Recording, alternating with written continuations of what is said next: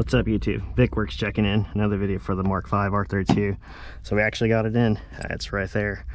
Finally, ECS finally came through and definitely came and delivered what was going through. However, I don't really give a shout out to ECS because honestly, it wasn't them that did me a solid.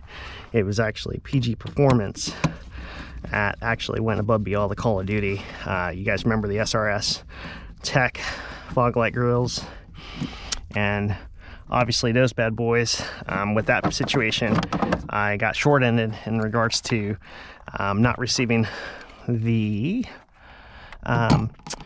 original fog light grills exchange as per their fitment. Can I fix it? Yeah, but you know, obviously that was not the thing. You should have something that you paid for to be adequate. So that's what's going on that. Fact of the matter is today we're pretty much just giving a shout out to PG Performance. Their staff kind of refunded me in regards to take care of the customer for the means of somebody else that failed on their part that they represented on behalf of their company, and I'm just grateful that they came through. With that being said, they definitely catered to help me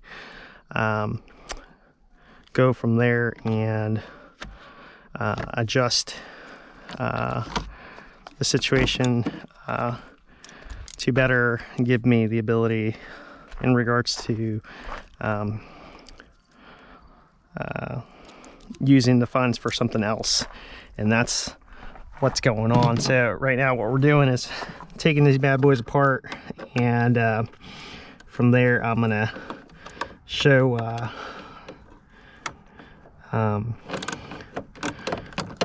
to pretty much install that master cylinder now that we've modified it. And once I get to that level, I'll be able to show you guys what's going on. So yes, this time I am wearing gloves.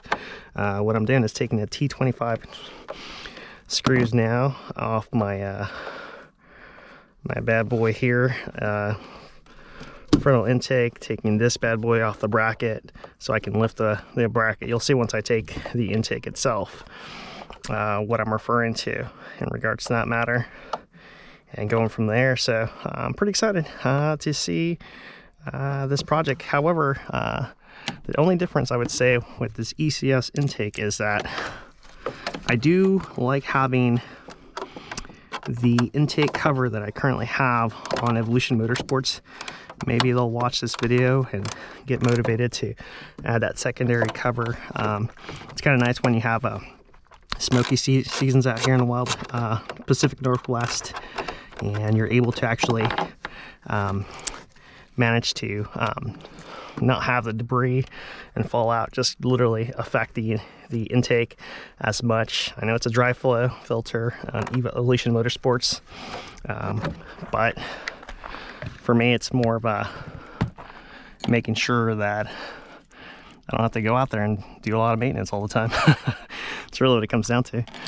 So yeah, getting closer to the plunge here. So let's make it happen.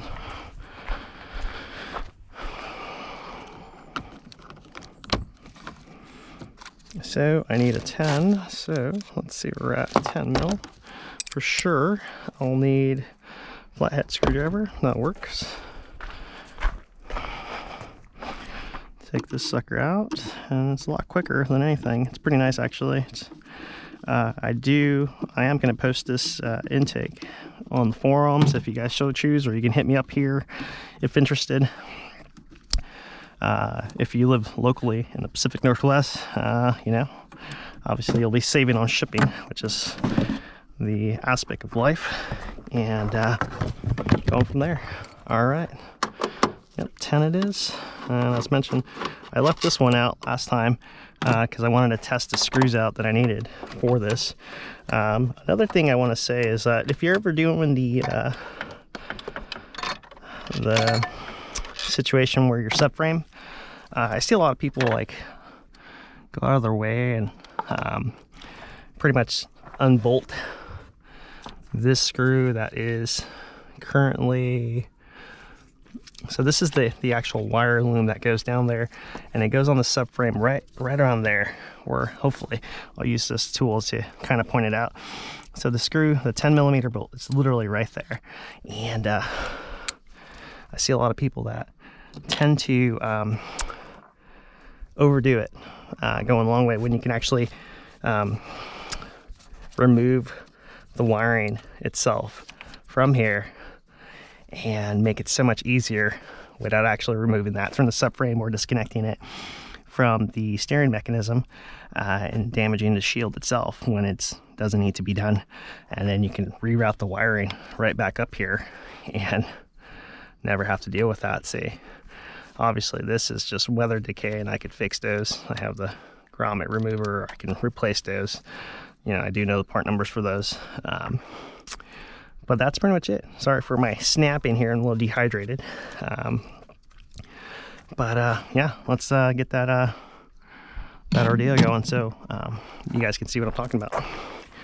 So I decided to go get some N6 bolts, and that's the reason I took the original design of the bolt and I went with washers to pretty much extend said bracket,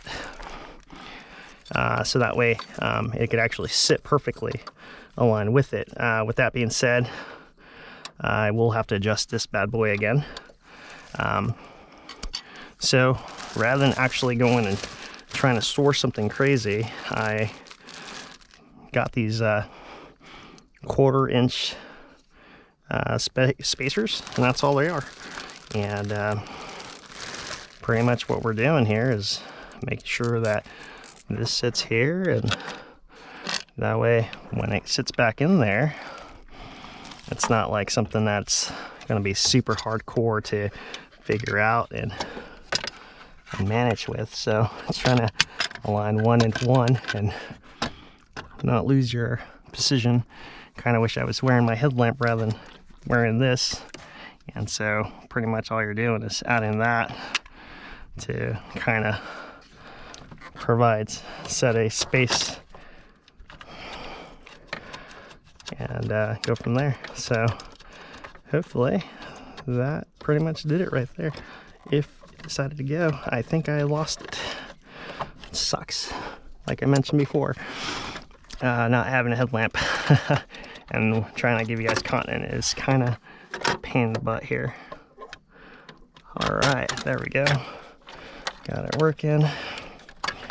And that should give me the space to set up a little higher than anticipated and rectify the issue that we had going on with the said design.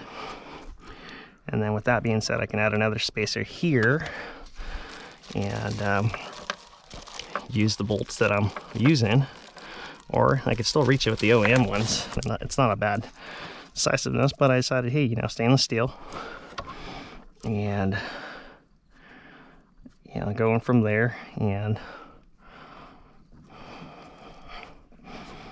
trying to rectify that is really what it comes down to.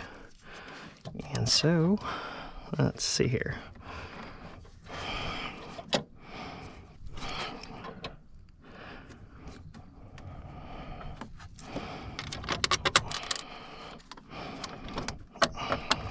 Now we got to figure out the whole screw situation here. Just make sure this wiring goes a little higher, and you'll be able to kind of finagle that. And there she goes. Now we're good. Yep, there she is.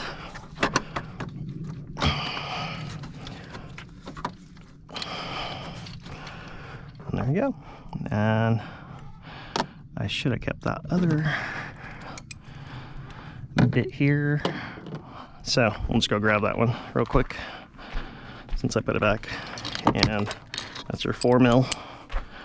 And that should solve that issue right there.